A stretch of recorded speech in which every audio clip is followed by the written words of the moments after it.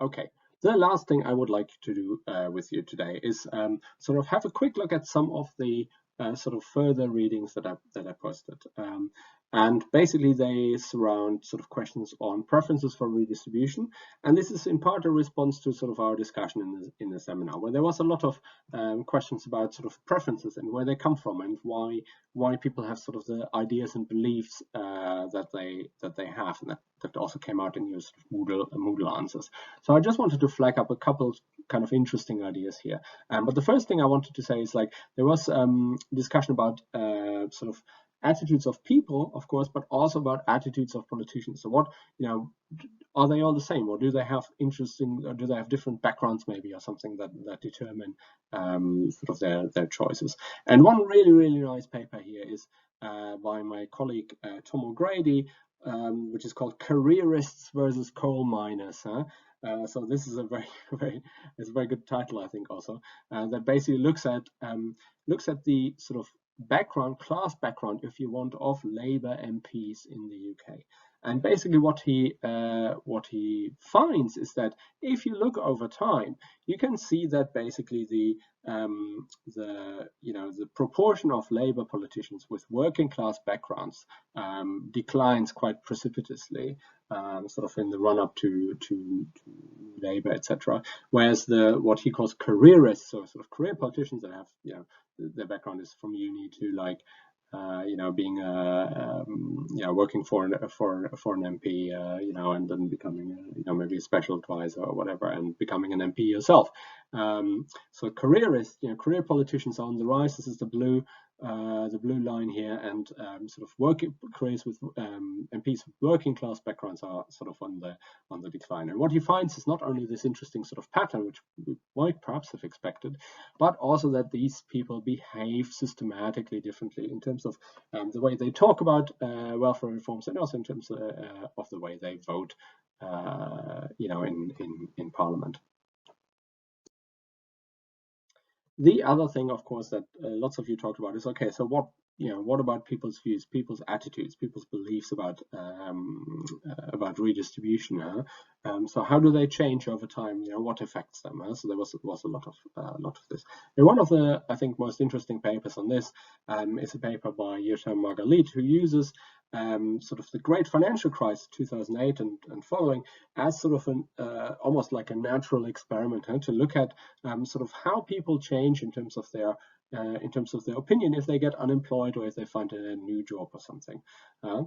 And what is quite interesting is that so there's basically three possible scenarios, and these are here in these figures in the figure one. So there's basically, so he has data on panel data, where he has people who have been interviewed multiple times over this sort of period, post financial crisis period, and were asked, among other things, sort of their views on redistribution, how much redistribution there should be.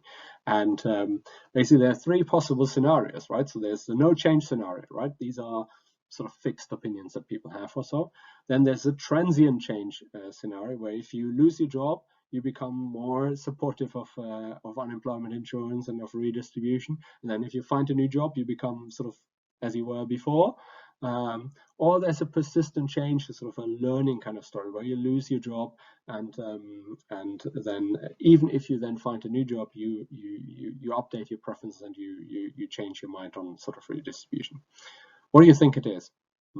Think about it for a second.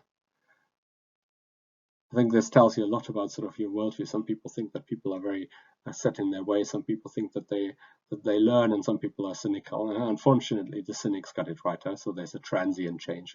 So when people lose their job, they become very supportive of redistribution and of unemployment insurance. Once they find a new job, they go back to basically their old opinions. So that's, in a way, kind of support for this perhaps slightly more cynical, more rational kind of view on where preferences for redistribution come from. The third paper I wanted to flag up is by Anja Neundorf and Stuart Soroka, and that looks at the origins of redistributive policy preferences in terms of socialization. And this is, I think, a very interesting paper because it basically takes some of these findings on like this consistency of these attitudes, etc., and asks, well, are there any systematic differences in terms of sort of people's upbringing? So if you're raised under certain circumstances, if your adolescence is spent in a recession, like is the case for many of you, perhaps, or in a sort of post-crisis kind of environment, are you going to be more supportive of redistribution or less supportive of redistribution? What does it look like? And basically, what they find is quite a sort of consistent socialization effect. So the years, your sort of formative years, really impact sort of political views, and people growing up under sort of recession conditions are much more sort of aware of inequality and supportive of redistribution than people who grow up sort of under boom times. The last bit of research that I wanted to flag up to you, since there was a lot of discussion about media portrayals of unemployed people, the poor, people on benefits, is a paper by Daniel MacArthur and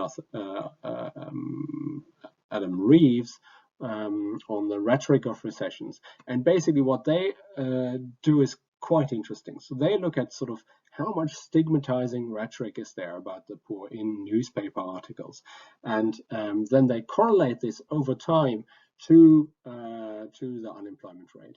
And what they find is basically this really good correlation, this really sort of close relationship between the unemployment rate and sort of stigmatizing rhetoric in newspapers. And so basically newspapers are using more and more of this sort of negative rhetoric, the higher the unemployment rate is. And so under conditions where you would think that that unemployment affects lots of people, and therefore it's not really you can't really fault people for this, is actually the time when the stigmatizing rhetoric is at its sort of high point, and there's that seems a lot like a political agenda to me. Anyways, with these sort of further reading recommendations, I leave you, and I'm looking forward to see you all in the seminars.